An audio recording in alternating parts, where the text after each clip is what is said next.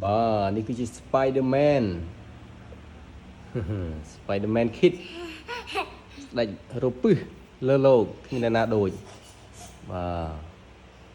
Đánh sẵn đôi tất cả. Mời tay sự phía với con. Mời tay sự phía vào. Khởi đồ với con. Khởi đồ ngã đó. Wow. Spider-Man.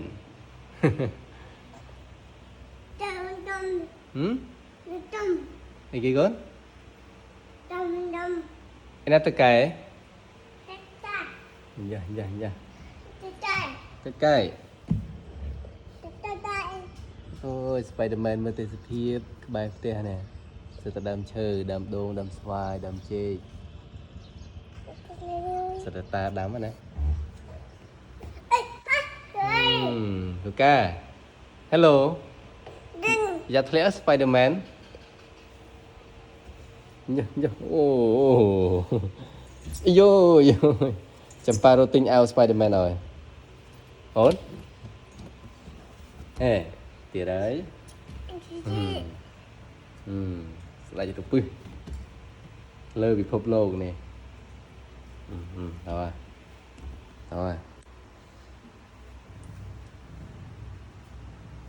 Cô cá thứ ấy này. Thứ ấy con. Thứ ấy. Hả? Thứ ấy. Con thứ ấy này. Nhức nhức. Liệt lắm rồi. Chụp chưa. Thứ ấy giờ. Thứ ấy giờ. Hả? Dạ dạ dạ. Dạ. Dạ. Dạ. Chụp. Dạ. Thế ấy giờ. Ý dô. Cho bàn về nhà. Và lần tiếp đây. Tiếp đây. Ô, đó là nhá. Thịa na của thịa na thịa. Bán đây chưa?